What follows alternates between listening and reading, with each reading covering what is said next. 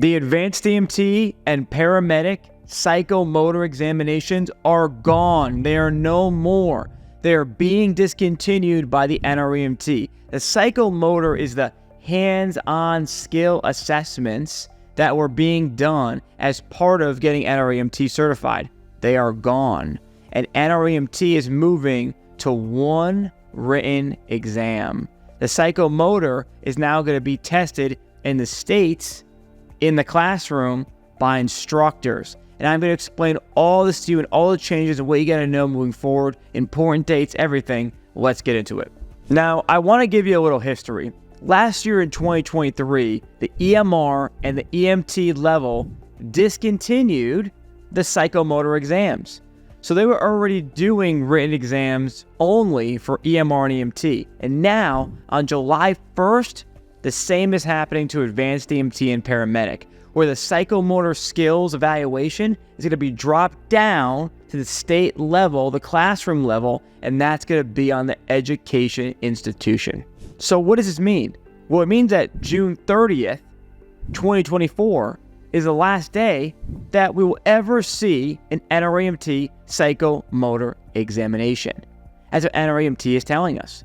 And that on July 1st, there will only be a cognitive written exam. That's what I'm hearing from NREMT.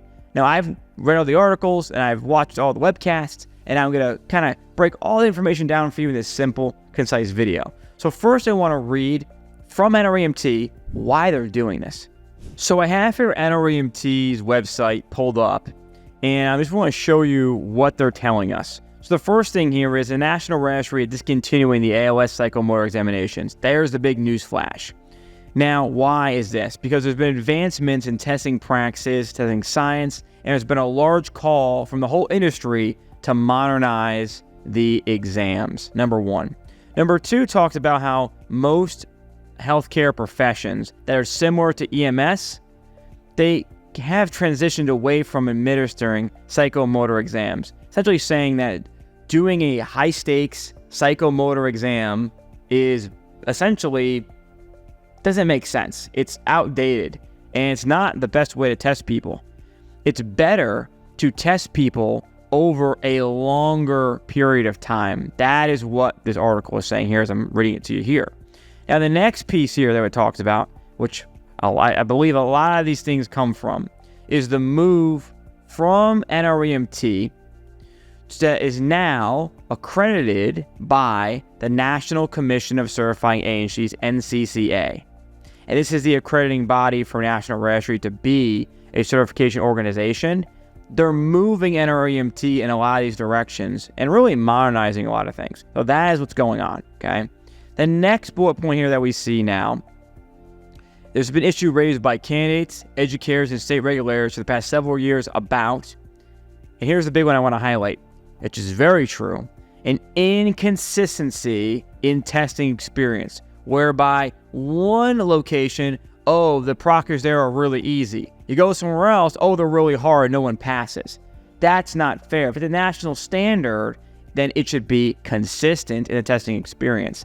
And when you have all kinds of different proctors, it's hard to do that. So that's why I believe that this is actually a really, really great move that they're doing here, because then it's not just relying on one proctor, one person to say if you passed or failed. They're going to move it into the written exam where it's standardized, where everyone has the same experience. So I like that personally. Now, as we scroll down here, these last two paragraphs, and what they're talking about here is the SMC. So what this means is the student minimum competencies. So NREMT has devised basically a framework and a little guide, is giving this to the states and the institutions to say, look, this is what we want your students doing. We want them to meet these minimum kind of requirements in order to show us that they've gone through all the education needed to be proficient as far as skills and psychomotor. And they've achieved that entry-level competency. That's what it's talking about in the last two paragraphs as well. Now, the final thing I want to mention here that is important in reading all this is that NREMT has also included a new section in this new exam for advanced EMT and paramedics, and this is called the clinical judgment section. More on that later. So we're back in the studio. I know that was a lot. So again, I want to explain this simply. Currently right now for advanced EMT and paramedics, you have a psychomotor skills evaluation exam and a written exam. On July 1st, the psychomotor exam is gone. So now the only thing left is the written exam, which means on July 1st, there will no longer be a psychomotor exam for any level of NREMT testing. The psychomotor exam is dead and gone starting July 1st, 2024. Now, what does this mean for people that are on the bubble and maybe you're getting out of school in June and you're testing for psychomotor and cognitive in June before the change? In every single scenario you can come up with, this is what NREMT has said. If you do not pass your psychomotor and cognitive before July 1st, and you're still trying to pass it after July 1st, whatever you've done, let's say you pass psychomotor or you pass cognitive, but you got to take the other, and then it goes through to July 1st. That doesn't matter.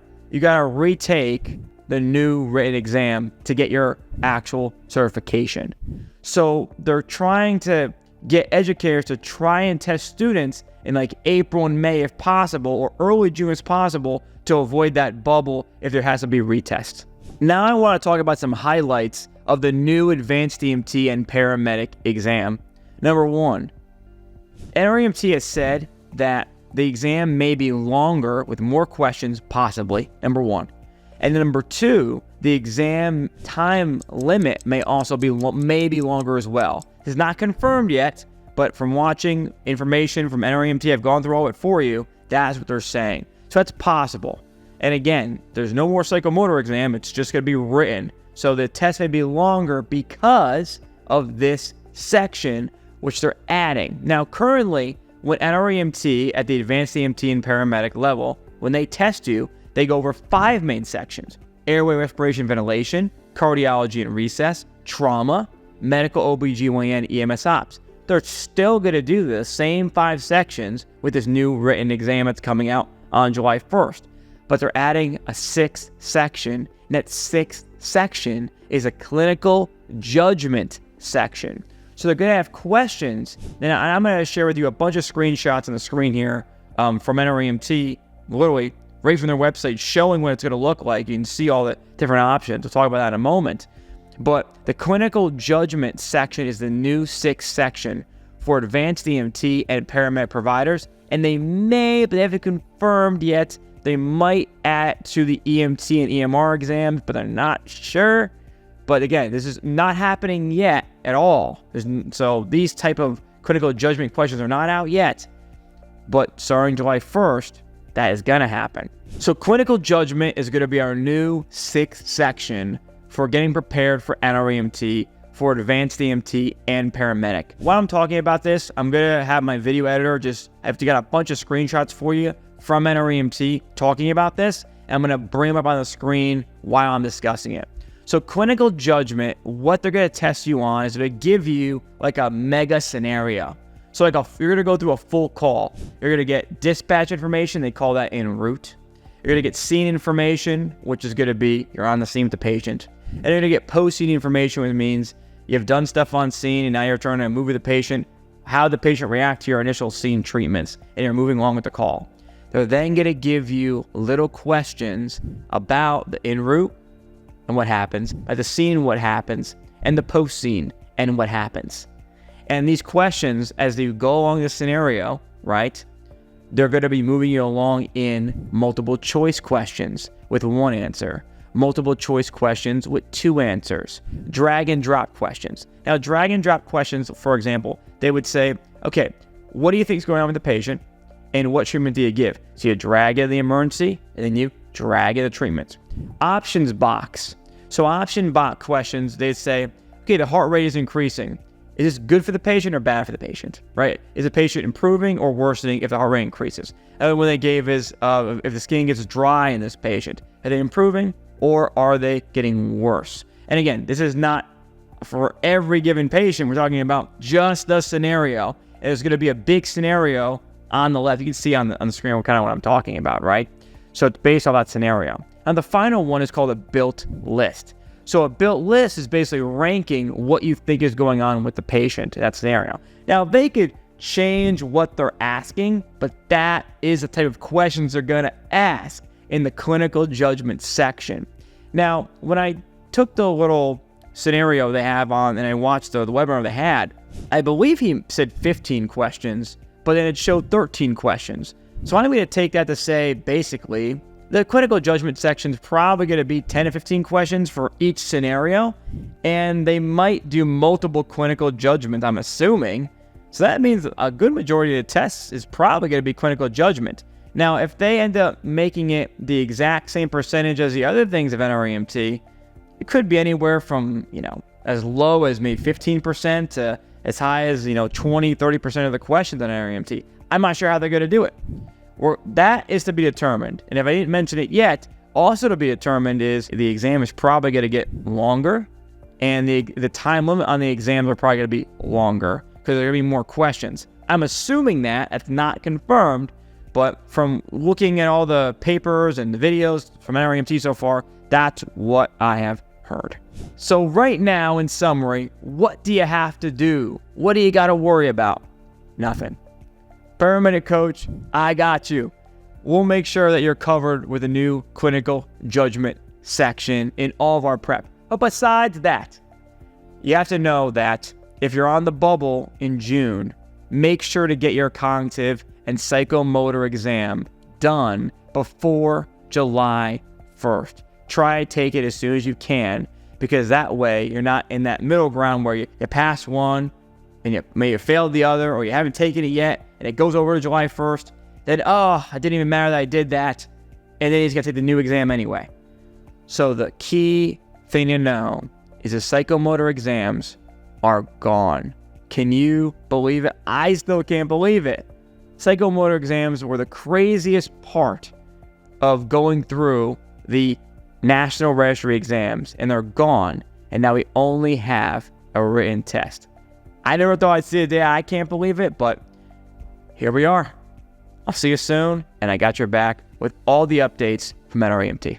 By clicking in the first link in the description, you get lifetime access to my Video Vault program. The Video Vault includes over 480 videos of content and now holds over 2,000 National Registry practice test questions. Also includes some really awesome bonuses like worksheets, drug cards that are pre-filled out all for you, community group access to ask me questions, and audio files when you are on the go. The Video Vault will find you no matter where you're at, whether you're an EMR, EMT, advanced EMT, or paramedic student, and my students use this whether you are getting ready for school, in school right now, or getting ready to go past your National Registry exams. So click the first link in the description right now and get yourself lifetime access to the Video Vault today. I'll see you there.